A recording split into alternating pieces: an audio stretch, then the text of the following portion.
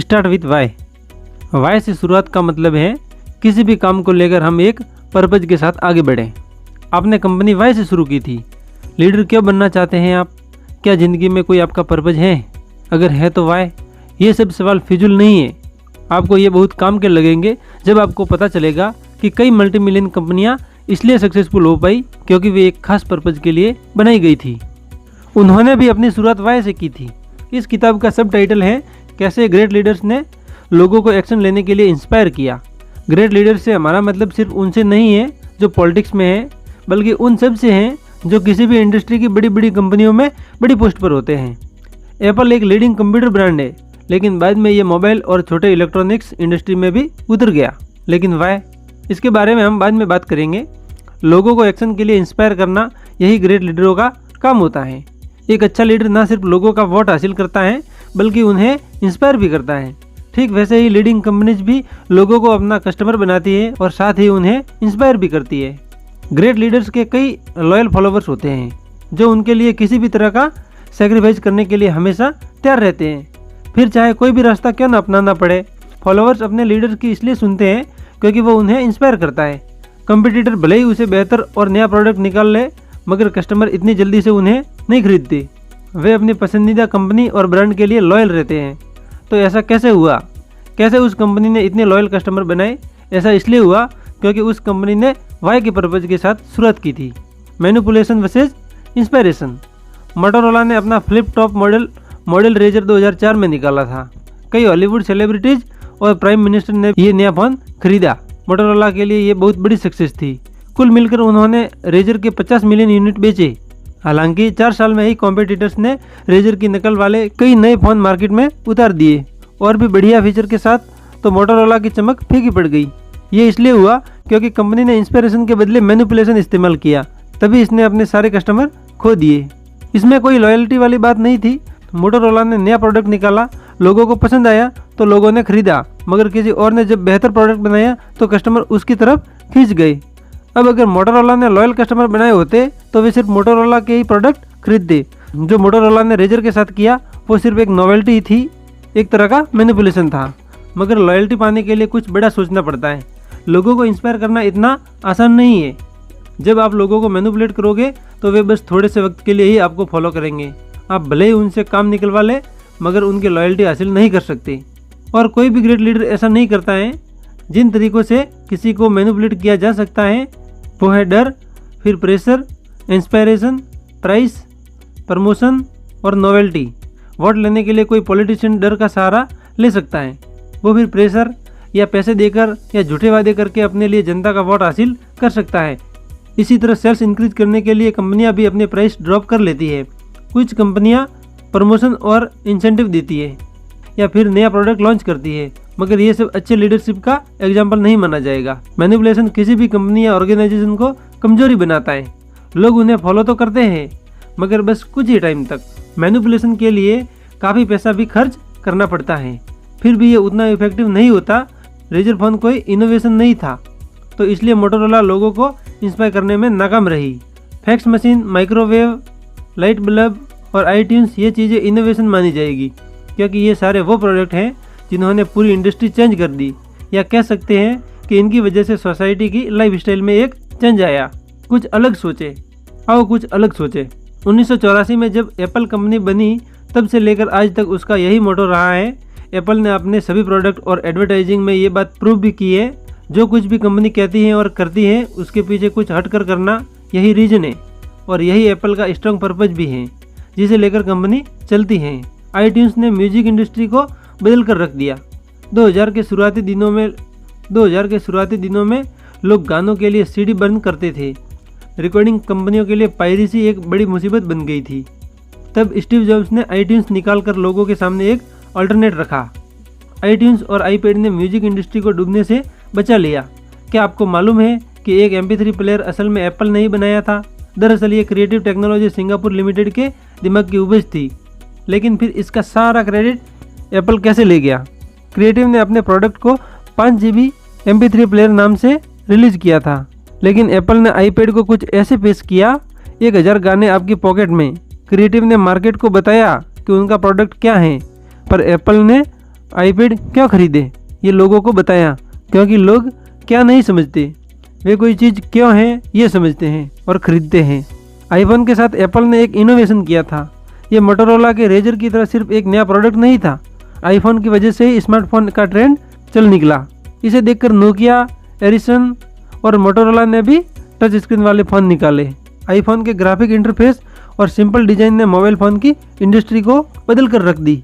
क्या आपको ये पता है कि साल 2003 में डेल ने अपना खुद का एक MP3 प्लेयर निकाला था, मगर ये उतना सक्सेसफुल नहीं हुआ जितना कि कंपनी को उम्मीद थी।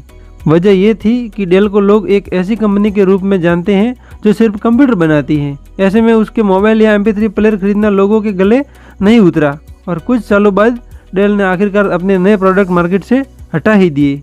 मगर एप्पल आखिर कैसे एक कंप्यूटर बनाने वाली कंपनी से मोबाइल और गैजेट्स बनाने वाली कंपनी बन गई? वो इसलिए क्योंकि एप्पल का एक ही मकसद था, कुछ अलग सोचना। और यही वजह है कि जो भी प्रोसेस और प्रोडक्ट कंपनी बनाती है उस सब के पीछे कुछ अलग करने की सोच ही काम करती है। एप्पल ने अपनी शुरुआत वाई के साथ की। सबसे पहले तो कंपनी ने एक स्ट्रॉन्ग पर्पज इस्टेब्लिश किया, जो था सबसे हटकर सोचना। आज हम एप्पल को वाई के लिए जानते हैं, ना कि व्हाट के लिए। जब कंपनी बनी थी तो इसका लीगल नाम एप्पल कंप्यूटर इंक रखा गया था, लेकिन 2007 में कंपनी ने अपना नाम बदलकर सिर्फ एप्पल इंक कर लिया। ऐसा इसलिए किया गया क्योंकि कंपनी अब कंप्यूटर के अलावा भी काफ़ी कुछ बनाती है। ना कंप्यूटर इंडस्ट्री में बल्कि छोटी इलेक्ट्रॉनिक्स इंडस्ट्री और मोबाइल फ़ोन में भी एप्पल ने अपनी लीडरशिप कायम की। उन्होंने हमेशा अपना पर्पज बनाए रखा, तो इस बात से कोई फ़र्क नहीं पड़ता कि वे व्हाट बना रहे हैं। एप्पल ने इनोवेशन करके और दूसरी इंडस्ट्री में चेंज लाकर वो कर दिखाया जो HP और डेल कंप्यूटर नहीं कर सके। HP और डेल ने भी एप्पल की तरह बनने की काफ़ी कोशिश की, मगर नहीं बन पाए और फिर वे बस कंप्यूटर बनाने तक ही सिमट कर रह गए। Golden circle. HP और डेल जैसी कंपनियां व्हाट से शुरुआत करती हैं। दोनों बढ़िया फीचर वाले प्रोडक्ट लॉन्च करती है, फिर भी उनके इतने लॉयल कस्टमर नहीं हैं जितने कि एप्पल के हैं। ऐसा नहीं है कि मार्केट में अच्छे कंप्यूटर नहीं है, एक से एक बढ़िया कंप्यूटर बढ़िया स्पेस के साथ मार्केट में अवेलेबल हैं। फिर भी मैक लवर्स सिर्फ एप्पल को सबसे पहले चुनेंगे। जब आप लोगों को बताते हो कि आपका प्रोडक्ट व्हाट है तो लोग उसके बढ़िया फीचर्स को अप्रिशिएट भी करते हैं, मगर जब आप उन्हें अपनी कंपनी का पर्पज भी समझते हैं तब जाकर वे अपने लॉयल कस्टमर बनते हैं। क्योंकि हम इंसानों पर पर्पज, बिलीफ और फीलिंग्स का एक स्ट्रॉन्ग इफेक्ट पड़ता है, क्योंकि हमारा दिमाग बना ही कुछ इस तरह से है। जिस बात पर कस्टमर बिलीव करते हैं, अगर आपकी कंपनी भी उसी बात पर बिलीव करती है तो कस्टमर कंपनी के लॉयल हो जाते हैं। और जब कंपनी के एम्प्लॉयज़ भी उस पर्पज को फील करने लगते हैं तो उन्हें अपने काम में और भी ज़्यादा मोटिवेशन मिलती है। अगर आपके पास स्ट्रॉन्ग पर्पज है तो यकीनन आप लोगों को इंस्पायर करके उन्हें लीड कर सकते हैं। तब इस बात से कोई फ़र्क नहीं पड़ता कि आप व्हाट कर रहे हैं, हाउ, जिसका मतलब है कि प्रोडक्ट बनाने के लिए कंपनी प्रोसेस और डिसीजन कैसे लेती है। इसके आउटर लेवल पर लिखा है व्हाट, जो बताता है कि वो प्रोडक्ट या सर्विस क्या है जो कंपनी प्रोवाइड करती है। ज़्यादातर कंपनीज सर्कल के आउटसाइड से इनसाइड कम्युनिकेट करती हैं। वे हमेशा यही बताती हैं कि उनका प्रोडक्ट कितना अच्छा है, मगर उन्हें ये नहीं पता होता कि एक पर्पज के साथ लेकर चलने से लोगों पर इसका ज़्यादा इम्पैक्ट पड़ता है। ज़्यादातर कंपनीज के पास कोई क्लियर पर्पज नहीं होता कि उन्हें करना क्या है। वही दूसरी तरफ एप्पल जैसी कंपनी इसलिए सक्सेसफुल होती हैं क्योंकि वे इनसाइड से आउटसाइड कम्युनिकेट करती हैं। जो कुछ एप्पल करती हैं उसके कोर में एक पर्पज होता है, और वो पर्पज है कुछ अलग सोचना, और कस्टमर ये बात समझते हैं, तभी तो उन्हें एप्पल के हर प्रोडक्ट में वो पर्पज दिखाई देता है जो उन्हें खरीदने के लिए इंस्पायर करता है। यहाँ कस्टमर इसलिए लॉयल हैं क्योंकि वे भी एप्पल की तरह एक ही कुछ अलग सोचने पर बिलीव करते हैं। अगर आप लीड करना चाहते हैं तो ये ना सोचें कि आप लोगों को वोट दे सकते हैं, आप वाई से शुरुआत करें और लोगों को अपना पर्पज बताएं। अगर लोग भी उसी पर्पज पर बिलीव करते हैं जो आपका है तो यकीनन वे आपके लॉयल बन जाएंगे। वे आपसे इंस्पायर होकर आपको फॉलो करने लगेंगे। इस इम्पोर्टेंट कॉन्सेप्ट को याद रखिए। इसे गोल्डन सर्कल कहते हैं, जिसमें वाई है आपका पर्पज, हाउ है प्रोसेस और व्हाट है आपका प्रोडक्ट। कॉफ़ी से बढ़कर कुछ नहीं। सेंस ऑफ बिलोंगिंगनेस हम इंसानों में पैदाइशी होता है। हम हमेशा सेफ और कनेक्टेड फील करना चाहते हैं। ये एक ह्यूमन नीड है कि हम अपने आसपास से जुड़े रहना चाहते हैं। जब हम वैकेशन के लिए अपनी कंट्री से बाहर जाते हैं तो वहाँ अपनी कंट्री के लोगों को देखकर हमें अच्छा लगता है। हमें ये फील होता है कि हम अपने ही लोगों के बीच में हैं। इसी तरह हम उन्हीं कंपनीज के साथ बिलोंगिंग फील करते हैं जिनके बिलीफ हमारे जैसे हो। हम उनके प्रोडक्ट इसलिए खरीदते हैं क्योंकि हमारा वाई सेम होता है। इससे हमें पता चलता है कि जिस बात पर हम यकीन करते हैं कंपनी भी करती है। वे प्रोडक्ट्स और ब्रांड में बिलोंगिंग की फील कराते हैं और हम इस तरह से कंपनी के बाकी कस्टमर भी कनेक्टेड फील करने लगते हैं। वाई से अपनी कंपनी या ऑर्गेनाइजेशन की शुरुआत करने से ज़्यादा इम्पैक्ट पड़ता है क्योंकि हम इंसान अपना काम फीलिंग्स की वजह से ही करते हैं। ये गोल्डन सर्कल काफ़ी इफेक्टिव है क्योंकि ये हमारे दिमाग के मेजर लेवल्स को रिलेट करता है। आप व्हाट बनाते हैं, इससे ज़्यादा आप व्हाट बनाते हैं, इस बात का असर लोगों पर पड़ता है। जो स्टारबक्स ऑफर करता है वो व्हाट उनका प्रोडक्ट कॉफ़ी है, मगर उनका पर्पज वाई है, लोगों को कॉफ़ी पीते हुए कंफर्टेबल फील करवाना। ये सब जानते हैं कि स्टारबक्स अपने कस्टमर को एक नाइस फीलिंग और नाइस एक्सपीरियंस देता है। यूँ तो बाकी कॉफ़ी शॉप्स भी हैं जहाँ लोग बैठकर बढ़िया कॉफ़ी पी सकते हैं, फिर भी लोग फीलिंग्स की वजह से स्टारबक्स को चूज करते हैं। हॉवर्ड शुल्ट्ज स्टारबक्स के फाउंडर नहीं है, उन्होंने 1982 में इस कंपनी को ज्वाइन किया था। ये सिएटल में स्टारबक्स की सबसे पहली ब्रांच खुलने के 10 साल बाद की बात है, लेकिन हम आज स्टारबक्स को जिस चीज़ के लिए जानते हैं वो हार्वर्ड की वजह से है। ये उनकी सोच थी कि स्टारबक्स एक कॉफ़ी से कहीं बढ़कर है। हार्वर्ड कंपनी के तीनों फाउंडर की वजह से फ्रस्ट्रेट हो गए थे क्योंकि वो देख रहे थे वे तीनों फाउंडर नहीं देख पा रहे थे। जेफ सीगल, जेरी बॉल्डविन और गॉर्डन बावलर कस्टमर को सिर्फ कॉफ़ी बेचकर ही खुश थे। हार्वर्ड इटली के एक्सप्रेसो बार्स से काफ़ी इंस्पायर थे। वे अपने कस्टमर को एक ऐसा कंफर्टेबल प्लेस देना चाहते थे जहां बैठकर वे आराम से कॉफ़ी के सिप ले सके। हार्वर्ड स्टारबक्स को लोगों के लिए एक थर्ड स्पेस बनाना चाहते थे जो आराम के कुछ पल गुजारने के लिए घर और ऑफिस के अलावा एक और जगह हो। हार्वर्ड के स्टारबक्स ज्वाइन करने से पहले यूनाइटेड स्टेट में बहुत कम कॉफ़ी शॉप्स हुआ करती थी, वो भी सिर्फ कुछ यूनिवर्सिटी के अंदर। लेकिन स्टारबक्स के आने से यूनाइटेड स्टेट में कॉफ़ी पीना एक कल्चर बन गया। इससे कॉफ़ी पीने का एक नया माहौल बन गया जहां बैठकर लोग रिलैक्स कर सकते थे, किताबें पढ़ सकते हैं, अपने लैपटॉप पर काम कर सकते हैं या फिर दोस्तों के साथ गप्पे मार सकते हैं। और ये सब हार्वर्ड के स्ट्रॉन्ग विजन की वजह से ही पॉसिबल हुआ। उनके पास स्टारबक्स को चलाने का एक पर्पज था। इन 10 सालों में स्टारबक्स के शॉप्स की गिनती 1000 से बढ़कर 13,000 ब्रांचेज के ऊपर पहुंच गई। हार्वर्ड एक ग्रेट लीडर हैं क्योंकि उन्होंने वाई से शुरू किया। वे स्टारबक्स में एक पर्पज के साथ आए थे।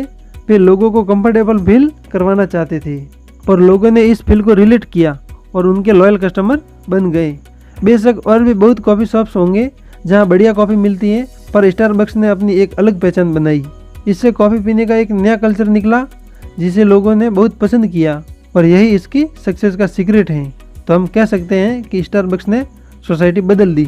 हार्ले डेविडसन, क्या आपने किसी आदमी को हार्ले डेविडसन के टैटू के साथ देखा है? वाई, क्या लोग अपनी बॉडी में किसी और कंपनी का भी टैटू बनवाते हैं? लोग हार्ले डेविडसन का टैटू अपनी बॉडी में इसलिए बनवाते हैं क्योंकि हार्ले डेविडसन को अपना पर्पज लोगों को समझाना बड़े अच्छे से आता है। हार्ले डेविडसन का ये लोगो एक बिलीफ का सिंबल बन गया और अमेरिका में तो ये टैटू काफ़ी कॉमन है। जो लोग हार्ले चलाते हैं उनके लिए हार्ले सिर्फ एक ब्रांड नहीं बल्कि लाइफ स्टाइल है। और हार्ले ने ये मुकाम अपने कई सालों की मेहनत, कंसिस्टेंसी, डिसिप्लिन और क्लैरिटी से पाया है। जो कुछ भी हार्ले डेविडसन करता है और कहता है वो उसके बिलीफ के साथ चलता आ रहा है, उसमें कोई चेंज नहीं आया। कंपनी ने अपने कुछ उसूल बनाए थे जिन्हें वो आज तक फॉलो करती आ रही है।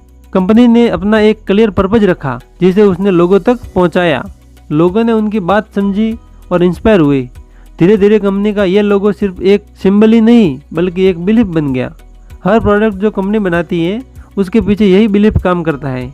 अपनी बॉडी में हार्ले डेविडसन का टैटू बनवाने वाले रैंडी फाउलर कहते हैं, ये टैटू मेरी पहचान का सिंबल है, या यूँ कहें कि मेरी पहचान है और मेरी पहचान है कि मैं एक अमेरिकन हूँ। डिज्नी, हमें गोल्डन सर्कल के बारे में पता है। सीईओ कंपनी का लीडर होता है जिसका काम है कंपनी के लिए एक पर्पज सोचना। सीईओ के नीचे एग्जीक्यूटिव काम करते हैं जिन्हें सीईओ के पर्पज में बिलीव होता है। उन्हें पता है कि इस पर्पज को कैसे रियलिटी में बदला जाए। वाई टाइप के लोग हैं जो विजनरीज होते हैं। ये ऑप्टिमिस्टिक होते हैं और इस बात पर बिलीव करते हैं कि जो वे सपने देखते हैं, इमेजिनेशन करते हैं, उन बातों को रियलिटी में बदला जा सकता है। हाउ टाइप के लोग रियलिस्टिक होते हैं यानी प्रैक्टिकल। वे दुनिया को रियल तरीके से देखते हैं। ये लोग सपने नहीं देखते बल्कि जो सामने दिख रहा है उसी पर यकीन करते हैं। ये हाउ टाइप के लोग ही स्ट्रक्चर बनाते हैं, जिसे चीज़ें कैसे हासिल की जाए ये बात उन्हें अच्छी तरह पता होती है। वे काम निकलवाने में माहिर होते हैं, इसलिए वाई टाइप के लोग बिना हाउ टाइप के कुछ नहीं कर सकते।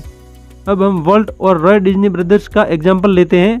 वॉल्ट डिज्नी पहले एक एडवर्टाइजिंग फर्म में कार्टून आर्टिस्ट का काम करते थे। उन्हें एनिमेटेड मूवीज़ बनाने का शौक था। ये 1923 की बात है, तब हॉलीवुड ने इतनी तरक्की नहीं की थी। अपने भाई वॉल्ट डिज्नी से 8 साल बड़े रॉय डिज्नी एक बैंकर थे। रॉय को अपने भाई वॉल्ट के टैलेंट और इमेजिनेशन पर पूरा भरोसा था, मगर वो ये नहीं जानते थे कि पैसे या बिजनेस के मामले में वॉल्ट बहुत अच्छे नहीं हैं। ज़्यादातर वाई टाइप के लोगों की तरह वॉल्ट को भी बड़े बड़े रिस्क लेने की आदत थी। वॉल्ट ज़्यादातर फ्यूचर के सपनों में खोए रहते थे। एक बायोग्राफर ने बताया कि वॉल्ट डिज्नी कार्टून बनाता था और सपने देखता था, मगर रॉय उसकी परछाई में रहकर एक बड़ा बिजनेस एम्पायर तैयार कर रहा था। रॉय ने फाइनेंस और बिजनेस के अपने टैलेंट को इस्तेमाल किया। रॉय की मदद से ही वॉल्ट अपने सपनों को रियल कर पाया। रॉय डिज्नी ने ब्योना विस्टा कंपनी बनाई जो डिज्नी फिल्म्स डिस्ट्रीब्यूट करती थी। रॉय डिज्नी की तरह बहुत से हाउ टाइप्स फंक्शनल और सक्सेसफुल होते हैं, मगर उनका काम दुनिया बदलना नहीं है। वे किसी को भी इंस्पायर नहीं करते। इंस्पायर करते हैं सिर्फ वाई टाइप्स के लोग, जैसे वॉल्ट डिज्नी। लेकिन हाउ टाइप्स के बिना वाई टाइप्स के लोग कुछ नहीं कर सकते। अगर दोनों मिल जाए तो उनकी स्ट्रांग पार्टनरशिप से $1 बिलियन कंपनी खड़ी की जा सकती है। बिल गेट्स जैसे ग्रेट लीडर्स में एक करिश्मा होता है, क्योंकि उनके पास एक स्ट्रांग पर्पज है। अपने बिलीव को वे एक नाम, एक पहचान देते हैं और उसे दुनिया तक पहुंचाते हैं। ग्रेट लीडर्स एक विजन लेकर चलते हैं जो पर्सनल से कहीं बढ़कर होता है। उनके पास दुनिया के लिए कुछ प्लान, कुछ कॉज होते हैं। उनकी अपनी ज़िंदगी उनके लिए ज़्यादा मायने नहीं रखती। बिल गेट्स मानते थे कि किसी भी प्रॉब्लम्स को सॉल्व करने के 2 तरीके हैं। वे ऑप्टिमिस्टिक थे। वे मानते थे कि अगर ऑब्स्टेकल हटा दिए जाए तो कोई भी इंसान अपने फुल पोटेंशियल का इस्तेमाल कर सकता है। उन्हें इस बात पर भी पूरा यकीन था कि अगर लोगों को यूजफुल टूल्स दिए जाएं तो वे सक्सेसफुल बन सकते हैं। इसमें कोई शक नहीं। हर घर में, हर डेस्क में एक कंप्यूटर हो, यही बिल गेट्स का विजन है और उन्होंने अपना ये विजन माइक्रोसॉफ्ट बनाकर पूरा किया। बिल गेट्स ने पावर पॉइंट बनाया, एक्सेल और वर्ड बनाया ताकि लोग अपनी ज़िंदगी में और भी ज़्यादा एफिशिएंट और प्रोडक्टिव बन सकें। उन्होंने विंडोज़ बनाकर लोगों की मदद की जिससे वे कुछ एक्स्ट्रा ऑर्डिनरी कर सकें। बिल गेट्स के पास एक विजन था कि लोग टेक्नोलॉजी की मदद से अपनी लाइफ में इम्प्रूवमेंट ला सकें। माइक्रोसॉफ्ट छोड़ने के बाद भी बिल गेट्स अपने विजन को लेकर चलते रहे। उन्होंने अपनी पत्नी के साथ मिलकर bill and Melinda Gates foundation बनाई। वे अब कोई सॉफ्टवेयर नहीं बनाते, मगर उन्होंने लाखों करोड़ों लोगों को उनकी लाइफ इंप्रूव करने की अपॉर्चुनिटी दी। बिल गेट्स मानते थे कि गरीब लोगों को अपॉर्चुनिटी देने से उन्हें खुद को ऊपर उठाने का मौका मिलेगा। उन्हें इम्प्रूवमेंट देने का ये एक जरिया बन सकता है। बिल गेट्स ने अपना वर्ड चेंज किया, मगर उनका पर्पज, उनका विजन कभी नहीं बदला। वॉक्सवैगन। क्या आपको वॉक्सवैगन का मतलब पता है? जर्मन में इसका मतलब होता है लोगों की कार। 70 के टाइम में वॉक्सवैगन हिप्पी कल्चर का सिंबल बन गई थी। कंपनी ने हमेशा ऐसी गाड़ियां बनाई जिसे एवरेज लोग अफोर्ड कर सकें। हालांकि 2004 में कंपनी ने एक नई लग्जरी कार फैंटम मार्केट में उतारी जिसकी कीमत थी $70,000। ये कार बहुत बढ़िया फीचर के साथ अवेलेबल थी। इसके कॉम्पिटिटर BMW 7 सीरीज और एस क्लास मर्सिडीज बेंज थी, मगर फैंटम सक्सेसफुल नहीं हुई। कार की बस गिनी चुनी यूनिट ही बिकी क्योंकि लोगों को कार ज़्यादा पसंद नहीं आई। वजह यह थी कि ये लग्जरी लोगों की समझ से परे थी, क्योंकि वॉक्सवैगन ने हमेशा आम आदमी के लिए अफोर्डेबल गाड़ियाँ ही बनाई थी। मगर होंडा और टोयोटा के पास बेटर आइडिया था। दोनों कंपनी ने नए ब्रांड की कारें निकाली, उनके लग्जरी प्रोडक्ट के साथ मैच करती थी। उनके नए लग्जरी ब्रांड हैं एक्यूरा और लेक्सस। बुक का कंक्लूजन है, स्टीव जॉब्स, बिल गेट्स और सैम वॉल्टन जैसे ग्रेट लीडर्स ने अपने वाई को एक पहचान दी। जब जॉब्स ने एप्पल छोड़ा, गेट्स ने माइक्रोसॉफ्ट और वॉल्टन ने वॉलमार्ट छोड़ा, तो इस सब कंपनियों के कामकाज में गड़बड़ होने लगी क्योंकि अपने ग्रेट लीडर के बिना कंपनी अपना पर्पज भूल गई थी। सिर्फ ग्रेट क्रेडेंशियल का होना जरूरी नहीं है। हर कंपनी के आने वाले सीईओ को अपने ग्रेट लीडर से इंस्पायर होना बहुत ज़रूरी है। उसे इस बात पर पूरी तरह बिलीव होना चाहिए जिस कंपनी के फाउंडर को बिलीव है। अगर ऐसा नहीं होगा तो कंपनी अभी भी अपना पर्पज क्लियर नहीं कर पाएगी और धीरे धीरे उसकी रेपुटेशन भी खो जाएगी। लेसन यही है कि किसी भी ऑर्गेनाइजेशन में उसकी पर्पज बहुत डीपली रूटेड हो। भले ही कंपनी का फाउंडर रहे या ना रहे, मगर उसका पर्पज हमेशा चलता रहे, तभी वो कंपनी सक्सेस के रास्ते में आगे बढ़ती रहेगी। जब आप समझ गए होंगे कि वाई से शुरुआत करना क्यों ज़रूरी है, अपने पर्पज के बारे में सोचें, वो क्या हो सकता है, ऐसा क्या है जिस पर आप बिलीव कर सकते हैं।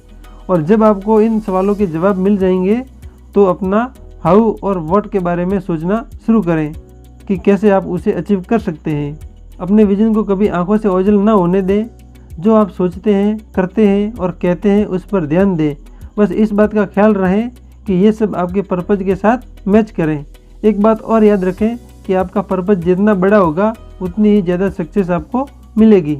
तो आशा करता हूँ दोस्तों यह ऑडियो बुक आपको बहुत ज़्यादा पसंद आई होगी। अगर पसंद आई है तो कमेंट करके ज़रूर बताएं और वीडियो को लाइक करें और अपने दोस्तों के साथ शेयर करें। और अगर आप चैनल पर नए हो तो चैनल को सब्सक्राइब ज़रूर करें। धन्यवाद।